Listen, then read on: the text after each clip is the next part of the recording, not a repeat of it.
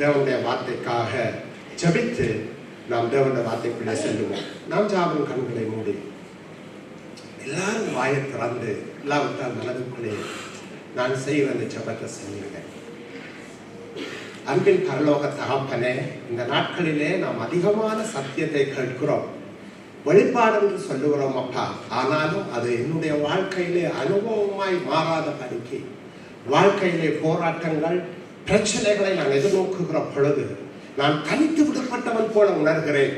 ஆனால் சத்தியத்தை அறியுங்கள், சத்தியம் உங்களை விடுதலையாக்கும் என்று சொன்ன நம்முடைய வார்த்தையின்படி நான் கேட்கிற ஒவ்வொரு சத்தியங்களும் என்னுடைய மூளை அறிவிலே மட்டுமல்ல, அதை என்னுடைய வாழ்க்கையில அதை அபியாசப்படுத்த நான் அதில் மேற்கொண்டு ஜெயமெடுக்க பரிசுத்த ஆவியாகிய தேவன் எங்கள் ஒவ்வொருவருக்கும் இந்த நாளிலும் இந்த இடத்துல இருக்கிற பிள்ளைகள் மாத்திரமல்ல, நேரலையாக உங்களுடைய வார்த்தைகளை கேட்டுக்கொண்டிருக்கிற ஒவ்வொரு பிள்ளைகளுக்கும் நீர் கிருபை பாராட்டுவீராக. உங்களுடைய நாமத்தை மகிமைப்படுத்தும் இயேசு கிறிஸ்துவின் நாமத்தின் மூலம் ஜெபிக்கிறோம் எங்கள் ஜீவன் உள்ள பரலோக தகப்பனே. ஆமென், ஆமென், ஆமென். சரி, நாம் வார்த்தைக்குள்ளாய் கடந்து செல்லுவோம். Nous allons nous diriger vers la parole de Dieu. ஏற்கனவே நான் உங்களோடு பகிர்ந்து கொண்டபடி எபேசியருக்கு எழுதின நிருபத்திலிருந்தே நான் மறுபடியுமாய் உங்களோட தேவனுடைய வார்த்தையை பகிர்ந்து கொள்ள வந்திருக்கிறேன். J'aimerais continuer à vous enseigner à propos du livre Éphésiens que j'ai déjà commencé autrefois. அருமையான சத்தியம், மிகவும் எங்களுக்கு தேவையான சத்தியம். C'est une vérité dont nous avons besoin. இதை நான் தியானிக்க என்னுடைய வாழ்க்கையிலே மிகவும் நான் சந்தோஷமா இருக்கிறது மட்டுமல்ல, ஆண்டவரே இந்த ஆழங்களுக்குள்ளே நீ கொண்டு செல்ல பரிசுத்த ஆவியானவரே எங்களுக்கு கிருபை தாரீர் என்று சொல்லி நான் தேவனை மகிமைப்படுத்துகிறவனாக இருக்கிறேன். Je glorifie le Seigneur car à travers le livre Éphésiens, j'apprends de nouvelles choses et je continue à grandir dans la présence de Dieu. எங்களுடைய வாழ்க்கையில மிக ஒரு பெரிய பொக்கிஷம் என்ன தெரியுமா? அது தேவனுடைய வார்த்தை. Le plus grand trésor que Dieu nous a donné, c'est sa parole. அதுல இன்றைக்கு பாஸ்டர் அவர்களும் அருமையா எபேசியரை குறித்து எபேசியரிலே நாங்கள் பார்த்து கொண்டு வருகிறோம். நான் எபேசியரை ஒன்றிலிருந்து ஸ்டடி பண்ணி கொண்டு வருகிறேன். ஆகவே இந்த வில்லியம் மெக்டொனால்ட் எழுதின இந்த புத்தகம் மிகவும் எனக்கு அது ஒரு ஆசீர்வாதமாக இருந்திருக்கிறது. Le livre que William MacDonald a écrit concernant le livre Éphésiens est vraiment une bénédiction pour moi. நான் கடந்த முறை ஒரு கிறிஸ்தவன் யார் என்று இனம் காணுவதற்காக 3 காரியங்களை சொல்லுவேன் என்று சொல்லியிருந்தேன். La dernière fois quand j'ai prêché, je vous ai prêché concernant la vie d'un chrétien. Qu'est-ce qu'un chrétien? நான் ஒரே ஒரு காரியத்தை சொல்லி முடிக்கும் பொழுது நேரம் முடிந்து போய்விட்டது. Lorsque j'ai parlé uniquement d'un sujet, le temps était passé. நான் இதற்கு ஆதாரமாக எபேசியர் 1ஆம் அதிகாரம் 1ஆம் வசனத்தை வாசித்தேன். J'ai lu le verset Éphésiens, verset 1, chapitre 1, verset 1. நாங்கள் வாசிக்க கேட்போம். ஒன்று. Nous allons le lire. Éphésiens, chapitre 1, verset 1. Paul, apôtre de Jésus-Christ, par la volonté de Dieu, aux saints qui sont à Éphèse et aux fidèles en Jésus-Christ. தேவனுடைய சித்தத்தினாலே இயேசு கிறிஸ்துவின் அப்போஸ்தலனாகிய பவுல் எபேசுவிலே கிறிஸ்து இயேசுவுக்குள் விசுவாசிகளாயிருக்கிற பரிசுத்தவான்களுக்கு எழுதுகிறதாவது. நான் மறுபடியும் சில காரியங்களை சொல்லிவிட்டு கடந்து செல்வதனால் நீங்கள் புரிந்து கொள்ள வசதியாக இருக்கும். J'aimerais également vous rappeler quelques choses dont j'ai parlé la dernière fois avant de pouvoir continuer.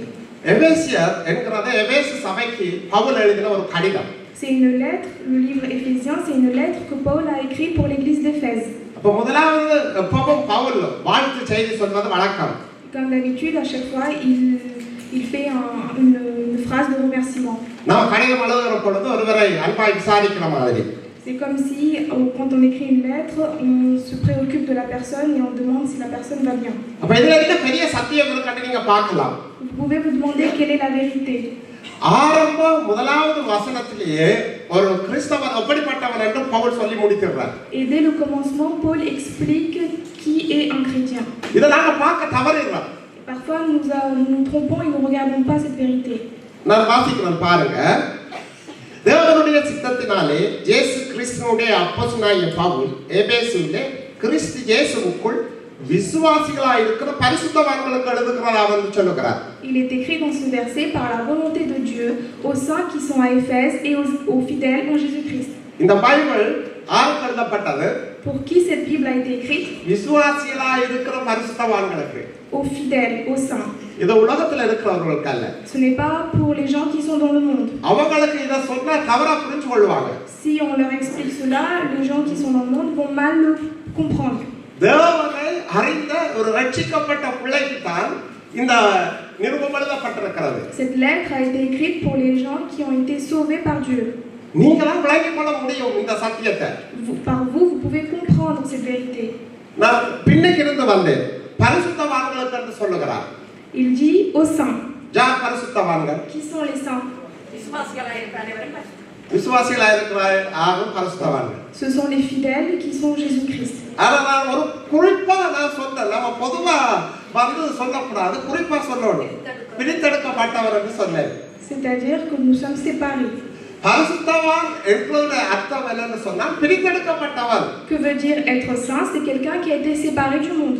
இதுக்கு நான் வேதத்திலே பவுல் பயன்படுத்தின வார்த்தைகளை காண்பித்தேன். Et je vous ai montré à travers la parole de Dieu. பிரித்தெடுக்கப்பட்ட தேவ பிள்ளைகள் கூடி ஆராதிக்கிற இடம் சபை. Et le lieu où les gens qui ont été séparés du monde se réunissent pour louer, c'est l'église. பரிசுத்தவான் என்றோம்னா நீங்க உங்களை சொல்றதுக்கு பயப்படல. ஐயோ நான் பாவம் செய்யறேன், நான் விழுந்து போகிறேன், சில நேரத்துல என்ன அப்படி நீங்க பரிசுத்தவான் என்று சொல்லுவீங்கன்னு சொல்லி நீங்க நினைக்கலாம். Vous pouvez vous penser en disant moi comment est-ce que je peux être saint? Moi je fais beaucoup de péchés tous les jours, comment est-ce qu'on peut m'appeler saint? ஆனா பவுல் என்ன சொல்றாரு தெரியுமா? பரிசுத்தவான் என்று சொல்லுகிற வார்த்தையின் அர்த்தம் என்னன்னு சொன்னால் அவன் பிரித்தெடுக்கப்பட்டவன். Mais Paul dit dans ce verset que quelqu'un qui est saint, c'est quelqu'un qui a été séparé du monde. ஆகவேதான் இதற்கு ஆதாரமாக நாங்கள் கொலோசியர் 1:13 வாசித்தோம். Nous avons lu Colossiens chapitre 1 verset 13. இந்த வசனங்கள் எல்லாம் போன ஞாயிற்றுக்கிழமை பாஸ்டர் அவர்கள் உங்களுக்கு இதை எடுத்து காண்பித்த வசனங்கள். Et la semaine dernière, le pasteur nous a prouvé cela à travers les versets. சரி, இன்னைக்கு என்ன ரெண்டு குடும்பம் வந்திருக்கிறாங்க, அவங்களுக்காக கொலோசியர் 1:13 எடுத்து வாசிப்போம். Pour les familles qui sont arrivées aujourd'hui, nous allons prendre Colossiens chapitre 1 verset 13 et le lire. கொலோசியர் 1:13. Qui nous a délivrés de la puissance des ténèbres et nous a transportés dans le royaume du Fils de son amour. இருளின் அதிகாரத்தினின்று நம்மை விடுதலையாக்கி தமது அன்பின் குமாரனுடைய ராஜ்யத்துக்கு உட்படுத்தினவருமாயிருக்கிற பிதாவை ஸ்தோத்தரிக்கிறோம். அப்ப கிறிஸ்தவர் என்றால் யாரு? இருளின் அதிகாரத்திலிருந்து பிரித்தெடுக்கப்பட்டு அன்பின் குமாரனுடைய ராஜ்யத்துக்குள் இருக்கிறவர்கள். Qu'est-ce qu'un chrétien? C'est celui qui a été délivré de la puissance des ténèbres et qui est à présent dans le royaume de son Fils. இந்த அனுபவம் இதுல இருக்கிற ஒவ்வொரு பிள்ளைகளுடைய வாழ்க்கையிலே தனிப்பட்ட விதத்திலே நடைபெற வேண்டிய காரியம். Et cet événement doit se produire dans chacun d'entre vous. அது பெரியவராக இருந்தாலும் சரி, சிறியவர்களாக இருந்தாலும் சரி, நீங்கள் இருளின் அதிகாரத்தில் இருந்து பிரிக்கப்பட்டு அன்பின் குமாரனுடைய ராஜ்யத்துக்குள் நீங்கள் மாற்றப்பட்டிருக்கிறீர்களா? Que vous soyez grand ou petit, est-ce que vous avez été délivré de la puissance des ténèbres et est-ce que vous êtes sous le royaume de Dieu? அப்படிப்பட்டவர்களை வேதம் பரிசுத்தவான் என்று அழைக்கிறது. Et c'est ces personnes-là que la Bible appelle les saints. ஆண்டவர் கிருபையாய் என்னோடு உங்களோடு பேசிக் கொண்டிருக்கிறார். Aujourd'hui, par la grâce de Dieu, Dieu est en train de nous parler. இந்த இடத்திலிருந்து வருகிற சத்தம் என்னுடைய சத்தம் என்று நீங்கள் பார்ப்பீர்களானால் உங்களுடைய வாழ்க்கையிலே விடுதலையை நீங்கள் அனுபவிக்க மாட்டீர்கள். Si vous pensez que la voix que vous entendez est ma voix, alors vous ne connaîtrez pas la délivrance. இது தேவனுடைய சத்தம். Ça, c'est la voix de l'Éternel. இது தேவனுடைய வார்த்தை. C'est la parole de l'Éternel. தேவனுடைய வார்த்தையை கொலோசியருக்கு பவுல் எழுதுகிறார். விசுவாசியே, நீ யார்? பிரித்தெடுக்கப்பட்டவன். எதிலிருந்து நீ பிரித்தெடுக்கப்பட்டிருக்கிறாய் என்றால் இந்த இருளின் அதிகாரத்திலிருந்து நீ பிரித்தெடுக்கப்பட்டிருக்கிறாய். Et c'est ce que Paul écrit dans la lettre adressée aux Colossiens, que vous, les saints, vous avez été délivrés de la puissance des ténèbres et maintenant vous appartenez à Dieu. இந்த வாழ்க்கையை அனுபவிக்கிறீங்களா? Est-ce que vous l'avez ressenti dans votre vie? இதை நீங்க அனுபவிக்காட்டி உங்களுடைய ரட்சிப்பின் காரியத்தை குறித்து சந்தேகம் இருக்கிறது. Si vous ne vivez pas selon cette parole, ça veut dire que vous devez vous demander si vous vivez bien une vie de chrétienté. அது பிரசங்கிக்கிற நானா இருந்தாலும் சரி, என்னுடைய வாழ்க்கையில இருளின் அதிகாரத்திலிருந்து நான் பிரித்தெடுக்கப்பட்டிருக்கிறேனா? Moi qui prêche la parole de Dieu, est-ce que moi j'ai été délivré de la puissance des ténèbres? இந்த வார்த்தையை சொன்னது எபேசு ஜனங்களுக்கு பவுல் எழுதின வார்த்தை. C'est une parole que Paul a écrite pour l'église d'Éphèse. எபேசு பட்டணத்தை பற்றி நான் மேலோட்டமாய் உங்களுக்கு சொன்னேன். Je vous ai expliqué auparavant ce qu'était le peuple d'Éphèse. எபேசு பட்டணம் என்கிறது தியானாள் என்கிற ஒரு பெண் தேவதையை தெய்வமாய் கொண்டாடுகிற ஜனங்கள் நிறைந்த ஒரு பட்டணம். C'est un peuple qui adorait des idoles. அது துறைமுகமுள்ள பட்டணம், செழிப்புள்ள பட்டணம். C'était un peuple qui avait de la joie, qui était ravi. அந்த இடத்திலே சுவிசேஷம் போய் பவுல் சொல்லுகிறான். சொல்லி விசுவாசிகளாய் மாறினவர்களுக்கு தான் பரிசுத்தவான்கள் என்று சொல்லி பவுல் இந்த நிருபத்தை எழுதுகிறார். Et Paul est parti au milieu de ce peuple et a annoncé la parole de Dieu, et certains membres de ce peuple ont été sauvés, et c'est pour ces peuples-là, ces gens-là, que Paul écrit cette lettre. இன்றைக்கு நாங்கள் வாழ்ந்த இந்த France தேசத்தை நீங்கள் எவ்வளவு பாவம் நிறைந்த தேசம் என்று சொல்லுகிறீர்கள். ஆனால் எபேசுவிலே நீங்கள் போய் பார்ப்பீர்களானால் இந்த பிரான்ஸ் தேசத்தை விட எத்தனையோ மடங்கு சீர்கட்ட தேசம் அது. Aujourd'hui, quand on regarde notre pays, la France, on dit que c'est un pays qui est rempli de péchés. Mais auparavant, le peuple d'Éphèse était un peuple qui avait encore plus de péchés. பில்லி சூனியம் மாய வித்தை இப்படிப்பட்ட பலரும் நிறைந்த ஒரு பட்டணம் அது. C'était un peuple qui était rempli d'idolâtrie. அந்த பட்டணத்தில் வாழ்ந்த ஜனங்களை பார்த்து, விசுவாசிகளான ஜனங்களை பார்த்து பவுல் சொல்லுகிறார், நீ பிரித்தெடுக்கப்பட்டவன், நீ பரிசுத்தவான். Et c'est en voyant les croyants de ce peuple qui ont été sauvés par Dieu, envers qui Paul les appelle saints. ஆகவே இந்த சத்தியம் உங்களுக்குள்ளே அடிக்கடி உங்களுடைய காதுகளிலே கேட்க பரிசுத்த ஆவியானவர் கிருபை செய்வாராக. J'espère que le Seigneur permettra à vous d'entendre cette parole plusieurs fois. நான் யாரு? Qui suis-je? நான் பிரித்தெடுக்கப்பட்டவன். J'ai été séparé. நான் யாரு? Qui suis-je? நான் பரிசுத்தவான். Je suis un saint. பக்கத்துல உங்களுடைய கணவனோ மனைவியோ யாரா இருந்தாலும் திருப்பி பார்த்து சொல்லுங்க, நான் பரிசுத்தவான். Regardez votre femme ou votre mari et உங்களோட dites que செய்கையை vous êtes saint. பார்த்தா அப்படி இருக்காது. நீங்க அதை பார்த்து சொல்லாதீங்க. கிறிஸ்துவுக்குள்ள நீங்க பரிசுத்தவான். Ne regardez pas vos performances. Dites envers les uns et les autres que vous êtes saints. இதை நீங்க நம்பணும். Vous devez le croire. இதை நீங்க விசுவாசிக்கணும். Vous devez avoir foi en cela. நாம பரிசுத்தவான் கூட்டவங்க. Que je suis un peuple saint. இதுல இருக்கிற ஒவ்வொரு பிள்ளைகளையும் தேவன் ஒரு பரிசுத்தவானாய் பார்க்கிறார். Dieu regarde chacun d'entre vous comme un saint. உங்களுக்குள்ள இருள் கிட்ட வர முடியாது தெரியுமா? Les ténèbres ne peuvent pas s'approcher de vous. நீங்க வெளிச்சத்தின் பிள்ளைகள். Parce que vous êtes des enfants de lumière. வேத வசனம் சொல்லுகிறது ஒரு காலத்துல நாங்க உலகத்துக்குள்ள இருந்தோம். À un moment donné, la Bible dit que nous étions dans le monde. பாவ பிடிக்குள்ள இருந்தோம். Que le péché régnait sur nous. மனசும் மாமிசமும் விரும்பினதை செய்தோம். Nous faisions tout ce que notre chair voulait faire. நாம் தேவனுக்கு அந்நியரா இருந்தோம். Nous étions étrangers envers Dieu. சுவிசேஷம் என்னையும் உங்களையும் தேடி வந்த பொழுது நாம் இருளின் அதிகாரத்தில் இருந்து பிடுங்கப்பட்டு தேவனுடைய அன்பின் குமாரனுடைய ராஜ்யத்துக்குள்ள நாங்கள் நடப்பட்டிருக்கிறோம். கரங்களை தட்டி கர்த்தருடைய நாமத்தை மேம்படுத்துவோம்.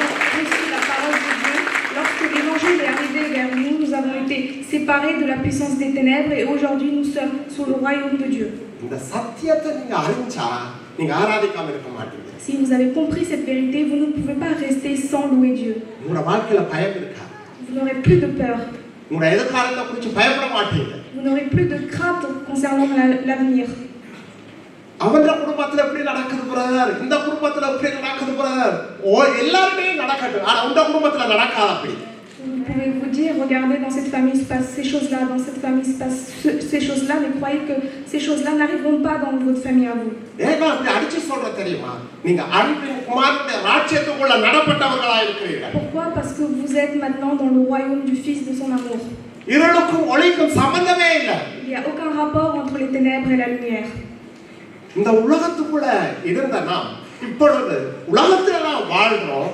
ஆனா உலகம் எங்களை பாதிக்காத படிக்கு அன்பின் குமாரனுடைய ராஜ்யத்துக்குள்ள வாழ்றோம். Certes, nous vivons dans le monde, mais nous pouvons être sûrs que le monde ne pourra pas nous atteindre car nous sommes maintenant sous le royaume de Dieu.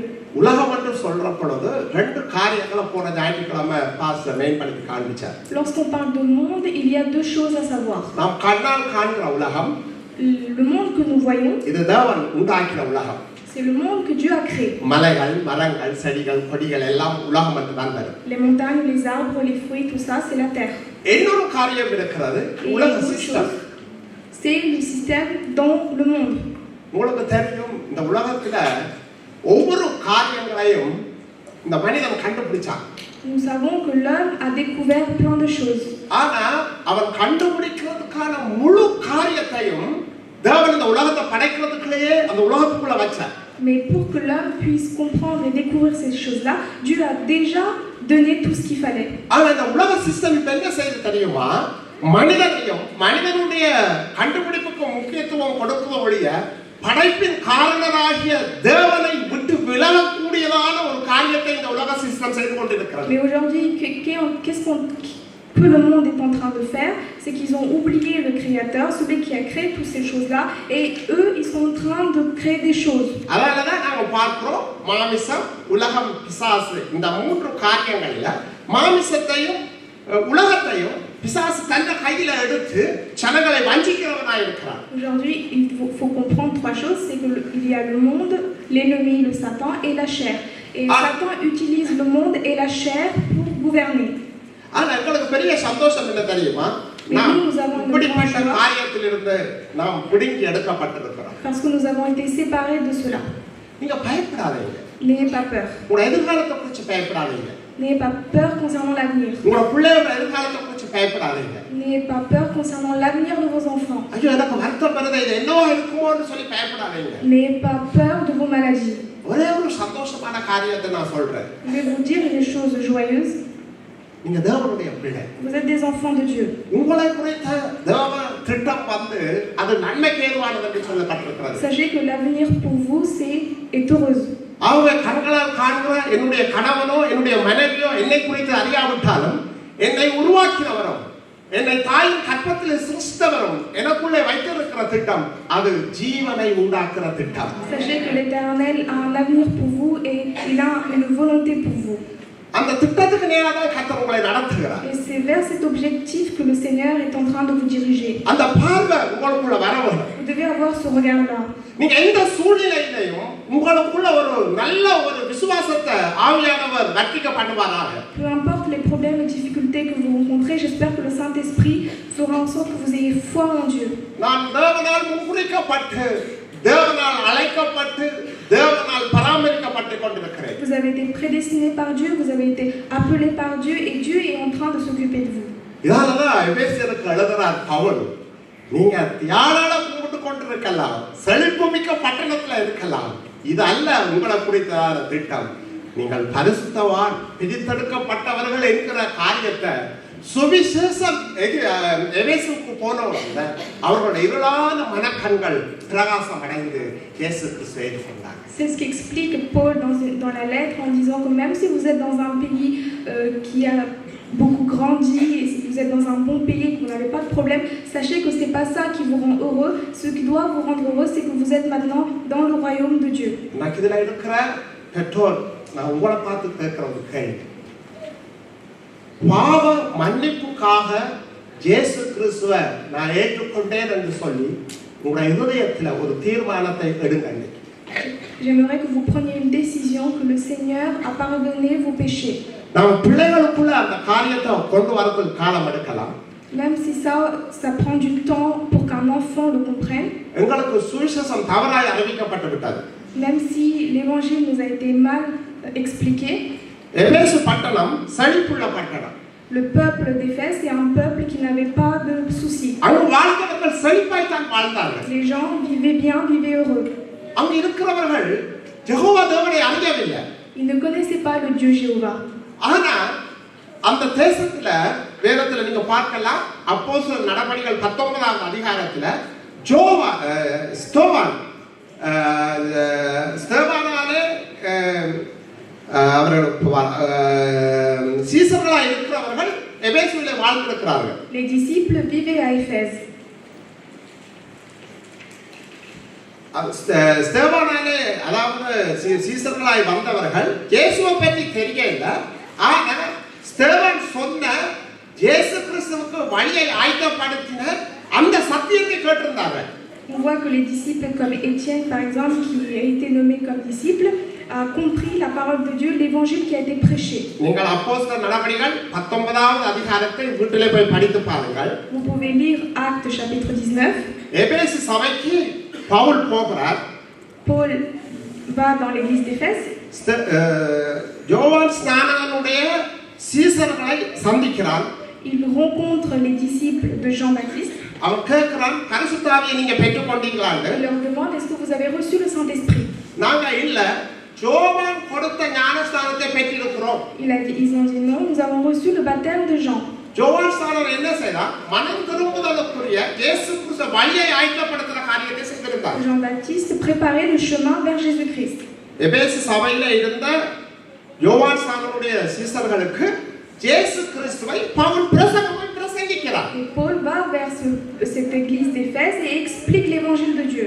அவர்கள் இயேசுவை ஏற்றுக்கொள்கிறார்கள். Et à ce moment-là, ils acceptent Jésus-Christ. ஞானஸ்நானம் எடுக்கிறார்கள். Ils reçoivent le baptême. பின்பு பவுல் அவர்களுக்காக ஜெபிக்கிற பொழுது பரிசுத்தாவியை பெற்றுக்கொள்கிறார்கள். Et Paul prie pour les disciples qui sont à l'église d'Éphèse et ils obtiennent le Saint-Esprit. எபேசுவிலே ஒரு குறிப்பிட்ட ஒரு 4-5 பேருக்குள்ளே நடந்த இந்த காரியம் C'est quelque chose qui s'est produit pour certains membres de l'église d'Éphèse. பின்பு அவர்களுடைய வாழ்க்கை எபேசு பட்டணத்தையே மாற்றி வீட்டிலே ஆரம்பித்த சிறு ஜெப கூடுகை பெரிய அரங்கிலே அவர்கள் ஆராதிக்கத்தக்கதான பெரிய அரங்கிலே அவர்கள் ஊழியம் வளர்ந்தது என்று பார்க்கிறோம். À travers cela, tout le peuple d'Éphèse a été repenti, ont connu le Seigneur. Certaines personnes, grâce à certains membres des personnes qui se sont réunies et priées, le peuple d'Éphèse a connu le Seigneur. அப்ப சுவிசேஷம் என்னது? Que veut dire l'évangile? என்னுடைய பாவத்துக்காக மரித்த ஆண்டவராகிய இயேசு கிறிஸ்துவை நான் சொந்த இரட்சகராக ஆண்டவராக நான் ஏற்றுக்கொள்கிறேன். J'accepte le Seigneur Jésus-Christ comme mon sauveur et comme mon Dieu. அவர் என்னுடைய பாவத்துக்காக மரித்தார். Qu'il est mort pour mes péchés. ஆகவே நான் உங்களுக்கு சொன்னபடி ஒரு மனிதன் பிறக்கிற பொழுது பாவத்திலே இந்த உலகத்திலே வருகிறான். Lorsqu'un homme naît dans le monde, il naît dans le péché. நாங்கள் ஆதாமுக்குள் எல்லாரும் பாவிகள் என்று வேதம் சொல்லுகிறது. La Bible dit que nous sommes tous pécheurs dans Adam. ஆகவே ஆதாமிலே நாங்கள் பாவத்திலே கற்பந்தத்தில் இருந்தபடியினால் எங்களை ரட்சிப்பதற்காக இயேசு கிறிஸ்து வந்தார் என்ற அந்த சத்தியத்தை ஏற்றுக்கொள்கிறோம். Comme nous savons que nous sommes nés de la postérité d'Adam et que le péché est en nous, le Seigneur Jésus-Christ est venu nous délivrer de cela. அதற்கு முழுமையாக எங்களை ஒப்புக்கொடுக்கிறோம். Nous nous offrons entièrement à cela. அவருடைய கட்டளைகளுக்கு கீழ்ப்படிந்து ஞானஸ்நானத்தை பெற்றுக்கொண்டார்கள். Ils obéissent aux règles et ils obtiennent le baptême. அந்த எபேசு பட்டணமே தலங்களாய் மாறிவிட்டது. Et tout le peuple d'Éphèse a été changé. தியானாலை ஆராதித்துக் கொண்டிருந்தவர்கள் இரட்சகராகிய இயேசு கிறிஸ்துவை ஆராதிக்கிற கூட்டமாய் மாறிட்டார்கள். Le peuple d'Éphèse qui adorait des idoles ont commencé par la suite à adorer le véritable Dieu Jésus-Christ. அவர்களுக்கு தான் இந்த எபேசு நிருபம் எழுதப்பட்டது. C'est pour eux que la lettre d'Éphèse a été écrite. இன்றைக்கு உண்மையான சுவிசேஷம் என்னையும் உங்களையும் சந்தித்திருக்குமானால், si aujourd'hui vous avez réellement reçu la vérité de l'évangile, எங்கட வாழ்க்கை மாறி இருக்கும். aujourd'hui notre vie aurait changé. எங்கட வாழ்க்கை மாத்திரமல்ல, pas seulement notre vie, எங்களோடு பழகுறவர்கள், எங்களோடு பார்க்கிறவர்கள் ஒவ்வொருவரும் எங்களுடைய வாழ்வின் வித்தியாசத்தை கண்டிருப்பார்கள். nos amis, nos parents, nos proches auraient vu la différence dans notre vie. உண்மையான சுவிசேஷம் என்ன? Qu'est-ce que la vérité de நான் பாவத்தில் பிறந்தேன். Je suis né dans le péché. நான் பாவத்தில் சிக்கி இருந்தேன். J'ai été coincé dans le péché. இந்த உலகம் என்னை இறுக்க கட்டிப்பிடித்திருந்தது ஒரு மல்யுத்த வீரனை போல. J'étais enfermé dans le monde. அது நானாய் விடுதலை பண்ண முடியாது. Je n'arrivais pas à me délivrer. எப்படி ஒரு மல்யுத்த வீரனை ஒருவன் கட்டிப்பிடித்தால் மற்றவனை விட முடியாது, அப்படியான ஒரு பாவ கட்டுக்குள் நான் இருந்தேன். De la même manière qu'un homme attrape un autre et celui-ci ne peut pas se délivrer, de la même manière j'étais dans le péché. என்னுடைய வாழ்க்கையில இருள் இருந்தது. L'obscurité était dans ma vie. எதிர்காலத்தை குறித்த பயம் இருந்தது. J'avais peur concernant l'avenir. அடுத்த கட்டம் என்ன செய்வேன் என்ற நம்பிக்கை இல்லாமல் இருந்தேன். Je n'avais pas confiance sur ce qui allait se passer. ஆனால் ஒரு நல்ல செய்தி. Mais j'ai une bonne nouvelle. என்னுடைய பாவத்தை சுமந்து தீர்த்த தேவ ஆட்டுக்குட்டியாகிய இயேசு கிறிஸ்து என் பாவத்தை சுமந்து என்னுடைய பாவத்துக்கான தண்டனையை தன் தலைமையில ஏற்றுக்கொண்டு என்னை நீதிமானாய் மாற்றினார் என்ற அந்த சத்தியத்தை நான் விசுவாசித்தேன். J'ai une bonne nouvelle, c'est que j'ai eu foi en Jésus-Christ, que le Seigneur Jésus-Christ est venu pour moi et s'est crucifié pour moi et il a reçu la condamnation que je devais avoir. Lui, il a porté sur son dos et il nous a délivrés. அது என்ன செய்தேன்னு சொன்னா, இருளின் அதிகாரத்தில் இருந்த என்னுடைய வாழ்வை பிடுங்கி அன்பின் குமாரனுடைய ராஜ்யத்துக்குள்ள நான் நாட்டப்பட்டுட்டேன். Il a arraché ma vie qui était dans les ténèbres et il l'a placée dans le royaume du Fils de son amour. நீங்க விளங்கிக் கொள்றீங்க? Combien de vous avez compris cela? உண்மையா எனக்கு இயேசு தேவைன்னு எத்தனை பேர் நீங்க விளங்கிக் கொள்றீங்க? Combien d'entre vous, vous comprenez qu'on a besoin de Jésus? இன்றைக்கு நான் ஒரு காரியத்தை உங்களுக்கு சொல்றேன். J'aimerais vous dire une chose. ஒரு உண்மையான ஒரு சுவிசேஷகம் என்னை உங்களை மாற்றி இருக்குமானால் Si l'évangile nous avait réellement changé, எங்களுடைய வாழ்க்கையின் முழு பகுதியையும் அந்த சுவிசேஷம் பாதிக்கும். l'évangile atteindra tous les parties de notre vie. வேதம் என்ன சொல்றது? ஆதாமின் மூலமாய் மனுக்குலம் முழுவதும் கட்டுப்போயிட்டு என்று சொன்ன அந்த வார்த்தையின்படி La Bible dit qu'à travers Adam, tout le monde est tombé dans l'obscurité. இன்றை வரைக்கும் பிறக்கிற ஒவ்வொரு பிள்ளையும் பாவத்திலே பிறக்கிறது என்று வேதம் சொல்லுகிறது. La Bible dit que même les enfants qui naissent aujourd'hui naissent dans le péché. அது நீ வெட்சிக்கப்பட்ட தாயும் தகப்பனுக்கு பிறக்கிற பிள்ளையா இருந்தாலும் சரி அந்த பிள்ளை பாவத்திலே பிறக்கிறது. Même si c'est un enfant qui est né des parents qui sont croyants, c'est un enfant qui est né dans le péché. இந்த சத்தியத்தை நீங்க சரியாய் புரிந்து கொள்ள வேண்டும். Cette vérité, vous devez bien la comprendre. ரட்சிப்பு என்கிறது ஒரு தனிப்பட்ட தனி மனிதனுடைய இண்டிவிஜுவலான ஒரு அனுபவம். Le salut, c'est quelque chose qui est personnel. தாய் தகப்பன் ரட்சிக்கப்பட்டிருக்கன்னு சொல்லி பிள்ளைகள் நீங்க ரட்சிக்கப்பட்டுட்டேன் என்று மார்க் தட்ட முடியாது. Les enfants, ne croyez pas que vous avez obtenu le salut et que vous êtes réellement sauvés parce que vos parents sont sauvés. உங்களுக்குள்ள ஒரு தனிப்பட்ட அனுபவம் வர வேண்டும். நான் பாவத்தில் பிறந்திருக்கிறேன், பாவம் என்னை ஆட்கொண்டிருக்கிறது, நான் பாவத்தில் பிடிபட்டிருக்கிறேன், என்னை விடுவிக்கிறதுக்கு இரட்சகர் தேவை என்கிற அந்த விசுவாசம் உங்களுக்குள்ள வர வேண்டும். Vous devez avoir foi, les enfants, que vous avez été sauvés, que vous avez été séparés du monde et que vous avez besoin du Seigneur Jésus-Christ pour vous délivrer des péchés. பொதுவாக கேட்கிறேன், எத்தனை தாய் தகப்பன் நீங்க சுவிசேஷம் எப்படி இருக்கிறத உங்களோட சிந்தையில எண்ணத்துல உணர்ந்திருக்கிறீங்க? Combien d'entre vous, les parents, vous avez réellement compris l'importance de l'évangile? ஊழியம் செய்கிற என்னையும் உங்களையும் பார்த்து நான் கேட்கிறேன், சுவிசேஷம் ஒரு மனிதனை விடுதலையாக்கினால் அவனுடைய வாழ்வு மாறும். Si l'évangile, un homme a réellement compris l'évangile, alors la vie de cette personne se change. அவனை தான் பரிசுத்தவான் என்று வேதம் சொல்லுகிறது. La Bible l'appelle saint. இன்றைக்கும் நேரம் கெட்டு போகவில்லை. Aujourd'hui, il n'est pas trop tard. இன்றைக்கு ஒரு முடிவெடுங்க. Prenez une décision. என்னுடைய பாவத்துக்காக இயேசு மரித்தார். நான் அவரை சொந்த இரட்சகராக ஏற்றுக்கொண்டிருக்கிறேன். என்னுடைய பாவம் அவர் தலை மேல, அவருடைய நீதி என் தலை மேல. ஆகவே நான் இருளின் அதிகாரத்திலிருந்து பிடுங்கப்பட்டு அன்பின் குமாரனுடைய ராஜ்யத்துக்குள்ளே நான் நடப்பட்டிருக்கிறேன். Prenez une décision que vous étiez dans le péché autrefois, qu'aujourd'hui le Seigneur Jésus-Christ vous a délivré des péchés et qu'il a pris sur lui toutes les condamnations que nous devons avoir et qu'aujourd'hui nous sommes plus sous la puissance des ténèbres, mais que nous sommes plus dans le royaume du Fils de son amour. இத நீங்க உண்மையா இதயத்துல அனுபவிப்பீங்களா இருந்தா உங்களை குறித்து எந்த பயமும் உங்களுக்குள்ள இருக்காது. எதிர்காலத்தை குறித்து பயம் இருக்காது, பிள்ளைகளை குறித்து பயம் இருக்காது. அது மட்டுமல்ல, உங்களை தேடி வருகிறவர்களுக்கு எப்படி எபேசு ஒரு பாழான பட்டணமாயிருந்து பவுல் சுவிசேஷத்தை சொன்ன பொழுது அநேகருடைய வாழ்வு மாற்றப்பட்டதோ அதே போல உங்கள் மூலமாக கர்த்தர் உங்களை அழைப்பை நிறைவேற்றி அநேகரை இருளின் அதிகாரத்திலிருந்து அன்பின் குமாரனுடைய ராஜ்யத்துக்குள்ளே அழைக்கிற பாத்திரங்களாக கர்த்தர் உங்களை பயன்படுத்த உண்மை உள்ளவராக இருக்கிறார். Si vous avez réellement compris cette vérité, alors vous êtes des objets qui ont été séparés du monde et aujourd'hui vous vivez dans le royaume de Dieu. சுவிசேஷம் சாதாரணமான காரியம் அல்ல.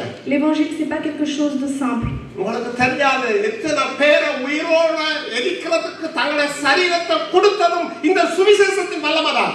Et la force qui a donné à certains membres de l'église de se sacrifier pour Dieu, c'est la puissance de l'évangile. நான் ஒரு காலத்துல நினைச்சேன் பிரசங்கிக்கிறது சரியான கஷ்டம் என்று. À un moment donné, j'ai cru que prêcher la parole de Dieu, c'était très difficile. நான் இப்ப தேவனுடைய சமூகத்துல இருந்து சொல்றேன், பிரசங்கிக்கிறது இலகு, வாழ்றது சரியான கஷ்டம்.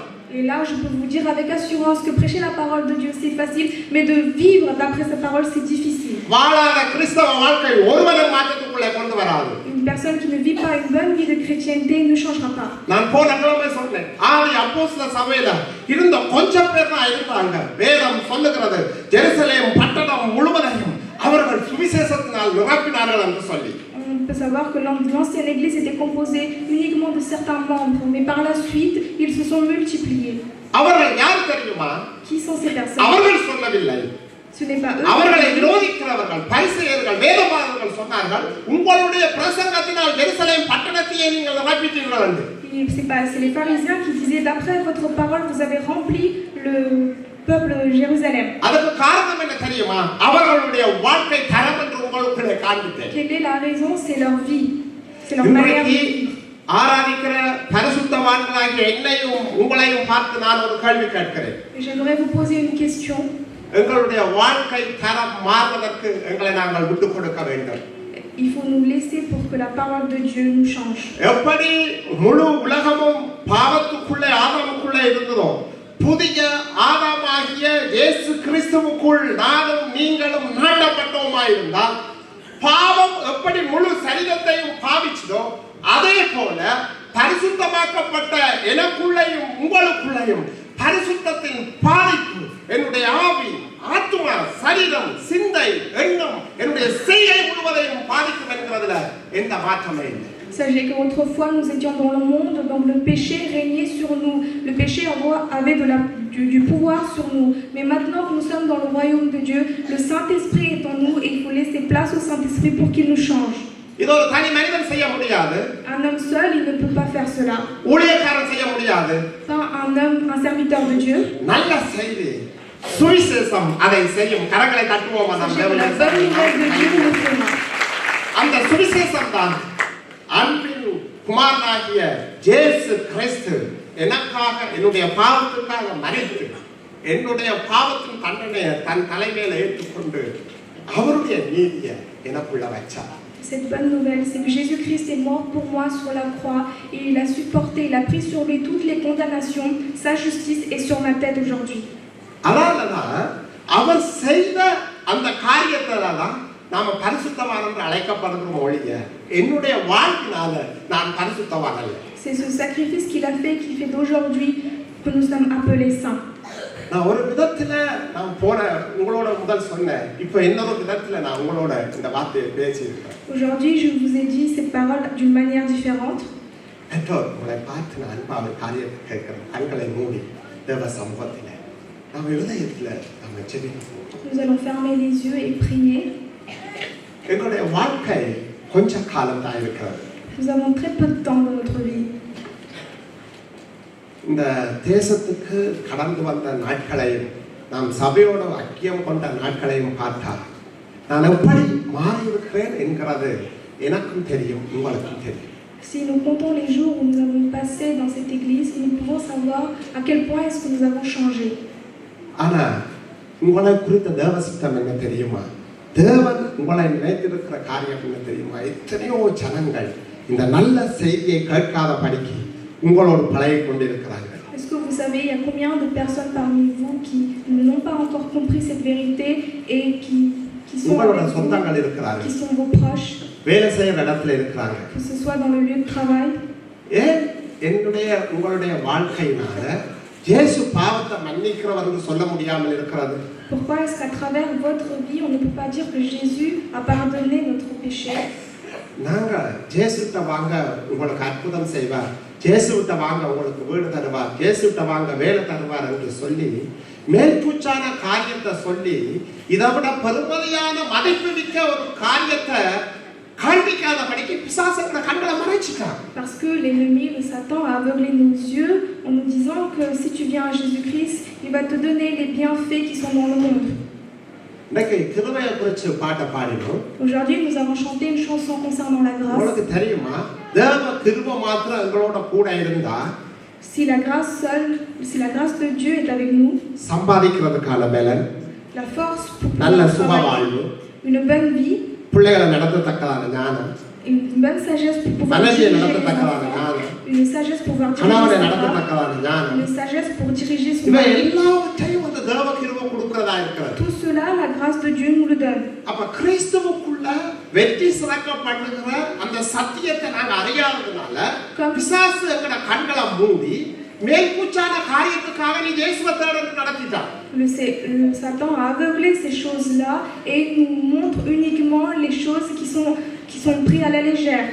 எங்களுடைய வாழ்க்கையில தேவ கிருபை மாத்திரம் இருக்குமானால், நான் கிறிஸ்துவுக்குள்ளே நாட்டப்பட்டு இருக்கிறேன் என்று சொன்னால், உங்களுடைய வாழ்க்கையில வருகிற ஒவ்வொரு ஆசீர்வாதமும் உங்களுக்கு அது வேதனையை உண்டாக்காத ஆசீர்வாதமா இருக்கும். Si j'ai bien compris la grâce de Dieu, si j'ai été planté dans son royaume de Dieu, alors toutes les bénédictions, je pourrai les obtenir. அதனாலதான் வேதம் சொல்லுகிறது, தேவனுடைய ராஜ்யத்தையும் நீதியையும் தேடுங்க. C'est pour ça que la Bible dit cherchez premièrement le royaume et la justice de Dieu. உங்களுடைய பிள்ளைக்கு ஒரு வரனை இல்லாட்டி ஒரு கணவனை இல்லாட்டி ஒரு மனைவியை உங்களோட பிள்ளைக்கு தேவை என்று சொன்னா, அதை அது ரட்சிக்கப்பட்ட ஒரு அனுபவம் உள்ள ஒரு மகனா இருக்கிறாரான்னு பெற்றோர் நீங்க பார்க்க வேண்டும். Si vous cherchez un mari ou une femme pour votre enfant, vous devez tout d'abord comprendre si cette personne a été sauvée. ரட்சிக்கப்பட்ட அனுபவம் உள்ள மகளான்னு பார்க்கணும். Vous devez chercher et comprendre si la personne est une personne qui connaît le Seigneur. அவங்க சபையில ஒரு அங்கமா இருக்கிறாங்களான்னு பார்க்கணும். Et comprendre si c'est un membre de l'église. நாங்க ஆரம்பத்தை தவற விட்டுட்டு Si nous négligeons le commencement, விளைவுகளை சரிப்படுத்த பார்க்கிறோம். nous essayons de rétablir par la suite. ஒரு காலமும் என்னுடைய உங்களுடைய வாழ்க்கையில நல்ல விளைவை நாங்க காண முடியாது. Jamais dans notre vie plus tard nous pourrons obtenir de bonnes choses. ஆகவே எங்களுடைய வாழ்க்கையில தேவனுடைய ராஜ்யத்துக்குள்ள நடப்பட்டிருக்கிறோம் என்கிறது ஒரு சாதாரணமான காரியம் அல்ல. Ce n'est pas une chose simple et facile d'être planté dans le royaume de Dieu. நான் இன்னைக்கு ஊழியம் செய்றேன். Bon, aujourd'hui je fais le ministère. எனக்கு ஊழியம் இல்லை என்று நான் இன்னொரு சபைக்கு நான் போவனா இருக்க நான் ஒரு முன்பு என்னை பின்பற்றுகிற ஒருவனா நான் என்னை காட்ட முடியாது. Si un serviteur de Dieu va dans une autre église parce qu'il ne peut pas faire le நான் ministère, ஊழியத்துக்காக சபைக்கு வரல. alors ça veut dire qu'il vient à l'église uniquement pour faire le ministère. என்னால் என்னோட ரட்சிப்புக்காக ரட்சிப்பின் தேவனை ஆராதிக்கத்தான் எனக்கு ஒரு சபைக்கு தேவை. Moi j'ai besoin d'une église, d'une communauté d'église pour pouvoir louer Dieu. ஊழியம் தாளத்தின் அடிப்படையில் நடக்கும். Le ministère vient d'après mes talents. ஆனால் வாழ்க்கை என்கிறது தேவ கிருபையின் அடிப்படையில் தான் உண்டாகும். Mais la vie doit être conduite par la grâce de Dieu. உண்மையா கண்களை மூடி ஜெபிங்க. ஆண்டவரே Fermons பெற்றோர் les yeux, குறிப்பா பெற்றோர் ஜெபிங்க. surtout les இப்ப நீங்க parents. நினைக்கலாம் சின்ன பிள்ளை தான் உங்கள்கிட்ட இருக்கான்னு சொல்லி நீங்க நினைக்கலாம். Vous pouvez penser பிள்ளைகள் que பார்க்கிற பொழுது படபடன்னு வளருவாங்க. vous pouvez penser que vous avez juste un enfant et qu'il est jeune et qu'il n'est pas encore grand, mais sachez qu'il grandira très vite. பிள்ளைகளை குறித்த காரியத்துல நீங்க இருளின் அதிகாரத்துல இருந்து பிடுங்கப்பட்ட ஒரு அனுபவம் உங்களோட வாழ்க்கையில இல்லையோ உங்களுடைய பிள்ளைகளுடைய காரியத்துல நீங்க எடுக்கிற ஒவ்வொரு முடிவும் அது தவறான ஒரு காரியத்துக்கு நீங்க போயிடுவீங்க. Si vous n'avez pas encore cette certitude que vous avez été délivré de la puissance des ténèbres et que vous continuez à éduquer vos enfants, sachez que cette éducation sera mauvaise pour l'enfant. அருமையான பாடல் தம் கிருபை பெரிதல்லோ அது என் ஜீவனில் அது பெரிதல்லோ என்று சொல்லப்பட்ட அந்த பாடல் உண்மையா எங்களுடைய வாழ்க்கையில நாங்கள் எவ்வளவு திறமை உள்ளவர்கள் என்கிறதை விட தேவ கிருபை உள்ளவர்களாய் நாங்கள் வாழ அந்த சுவிசேஷத்திற்கு முழுமையாக ஒப்பு கொடுத்து வாழ்வோமானால் நிச்சயமாக எங்களுடைய வாழ்க்கையில ஒரு வெற்றி உள்ள வாழ்க்கை வாழ முடியும். Nous pouvons vivre une vie victorieuse si nous offrons notre vie à vivre sous la grâce de Dieu. தேவ ஞானத்தை வேண்டி நாம் ஒவ்வொரு நாளும் தேசங்களுக்காக ஜெபிக்கிறத நிப்பாட்டுங்க. தேசத்துக்காக ஜெபிப்போம். எங்களுக்காக எங்களோட பிள்ளைகளுக்காக முதலாவது எனக்காக ஆண்டவரே என்னை மாற்றுங்க. குமாரனுடைய சாயல் கோப்பா மாற்றுங்க. அன்பின் குமாரனுடைய சாயல் கோப்பா என்னை மாற்றுங்க.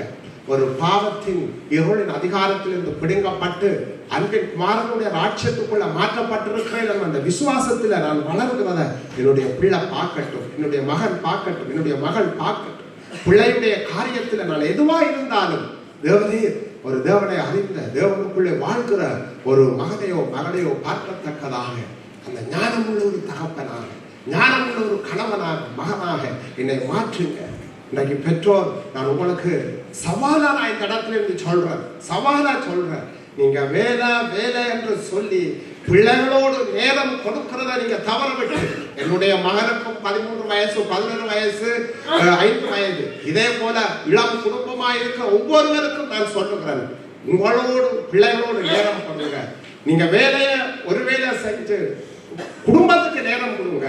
சத்தியத்தை படிங்க, சத்தியத்தின்படி வாழுங்க, தேவ வாக்கியங்களுக்கு வாங்க. நீங்க பாருங்க, இன்னும் 10 வருஷத்தால நீங்க பிள்ளைகளை குறிச்சு நீங்க பயப்பட மாட்டீங்க, பிள்ளைகளை குறிச்சு கலங்க மாட்டீங்க. நீங்க சாட்சி சொல்லுவீங்க, பிரதர் நான் ஒரு முடிவெடுத்தேன் பிரதர், உண்மையா என்னுடைய குடும்பத்துல தேவனுடைய கரம் இருக்கிறத நான் பார்த்திருக்கிறேன் என்று நீங்க சாட்சி சொல்லுவீங்க. பெற்றோர் நான் அன்பா உங்களுக்கு ஒரு காரியத்தை கேட்கிறேன். பிள்ளைகளுடைய வாழ்க்கை ஒரு 10-12 வருஷம் தான் எங்களோட இருக்க போறாங்க. அதுக்கு பிறகு அவங்க படிப்பு அதிலிருந்து வெளியே போயிடுவாங்க. இந்த 10-12 வருஷமும் நாங்க காண்பிக்கிற தேவனுடைய காரியங்கள் அவர்கள் தனியே போயிருந்தாலும் அது எப்படி ஒரு ஒரு ஒரு ஒரு கோழி தன் குஞ்சுகளை இறக்கைக்குள் வைத்து பாதுகாக்கிறது போல உங்களோடு வாழ்ந்த காலங்களும் நீங்க சொன்ன வசனங்களும் அவர்களை காவாந்து பண்ணி நீங்கள் நினைக்கிறதுக்கும் வேண்டிக் கொள்வதற்கும் அதிகமாக உங்களுடைய சந்ததியும் உங்களுடைய பிள்ளைகளும் உங்களுக்கு ஆசீர்வாதமாய் இருப்பார்கள். நீங்கள் பிரித்தெடுக்கப்பட்ட ஒரு வாழ்க்கை வாழ்றதுக்கு நீங்க உங்களை ஒப்பு கொடுங்க. உங்களை ஒப்பு கொடுங்க. ஆண்டவரே, எங்களுக்கு அந்த கிருபையை தாங்க. ஆண்டவரே, அந்த ஞானத்தை தாங்கப்பா. எந்த காரியமானாலும் பதறாதீங்க, அவசரப்படாதீங்க. நான் அன்பின் குமாரனுடைய ராஜ்யத்துக்குள்ள நான் இருக்கிறேன். நான் பிரித்தெடுக்கப்பட்டிருக்கிறேன். எனக்கு வார்த்தை இருக்கிறது. இன்றைக்கு கவலையாய் தேவ சமூகத்திலிருந்து நான் சொல்லுகிறேன். யார் என்ன நினைத்தாலும் பரவாயில்லை. இன்றைக்கு குடும்பத்துக்குள்ள இருக்கிற ஒவ்வொரு பிரச்சனைக்குமான பதிலை இந்த வேதம் எழுதி வைக்கப்பட்டிருக்கிறது. இந்த வேதத்தை தாண்டி ஒரு மனுஷன் அடுத்த இடத்துக்கு நீங்கள் போவீர்களானால், உலக காரியங்களுக்குள்ள போவீர்களானால், உலகம் உங்களுடைய வாழ்க்கைக்குள்ளே வந்துவிடும். இந்த உலகம் கொடுக்கிற பதில் வித்தியாசமானது, அது வேதனையானது, அது இருளுக்குரிய அதிகாரம் உள்ளது. தேவனுடைய வார்த்தை மாத்திரம் எங்களுக்கு பதிலாய் வருமானால் எங்களுடைய குடும்பம் கட்டப்படும். குடும்பத்தின் மூலம் தேவன் வைத்திருக்கிற சித்தம் நிறைவேறும். இன்றைக்கு என்னை உங்களை குறித்த தேவ சித்தம் நிறைவேற வேணுமா? ஆலோசனைக்கு உலகத்திட்ட போகாதீங்க, உலக அரசிட்ட போகாதீங்க. தேவனுடைய வார்த்தைக்கு உங்களை ஒப்பு கொடுத்து தேவனுடைய வார்த்தையின் மூலம் ஒரு ஆலோசனை தருகிற ஒரு நல்ல ஊழியக்காரனிடம் உங்களோட வார்த்தையை சொல்லி உங்களை வாழ்க்கையை ஒப்பு கொடுத்து நீங்க நடத்தி பாருங்க. நிச்சயமா நான் தேவ சமூகத்தில் சொல்லுகிறேன், உங்களுடைய வாழ்க்கை ஒரு ஆசீர்வாதம் உள்ள ஒரு வாழ்வாய் மாறும். யாரும் எவரும் உங்களை விரல் நீட்டி கலைக்காத படிக்கு உங்களுடைய வாழ்க்கை மூலமாய் அநேகர் ஆசீர்வதிக்கப்படுவார்கள். அப்படிப்பட்ட தேவ சத்தியம் இன்றைக்கு எவேஸ் ஜனங்கள், இருளின் அதிகாரத்தில் இருந்த ஜனங்கள், பிலிஸ்தீனியத்தில் இருந்த ஜனங்கள், தியானலை வழிபடுகிற பெருமனம் பாராட்டின ஜனங்கள், அவர்களை மாற்றினது சுவிசேஷம். பவுல் சொன்ன சுவிசேஷம். அதாலதான் பவுல் எழுதின ஒவ்வொரு நிருபங்களிலும் சுவிசேஷத்தை குறித்து யாரு காரியங்களை தவறாய் சொல்லுகிறார்களோ அவர்கள் மேல பவுல் கடும் கோபம் கொண்டார்.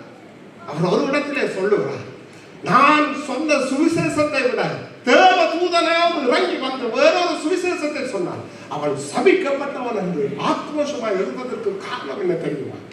சுவிசேஷம் வல்லமை உள்ளது, சுவிசேஷம் ஜீவன் உள்ளது.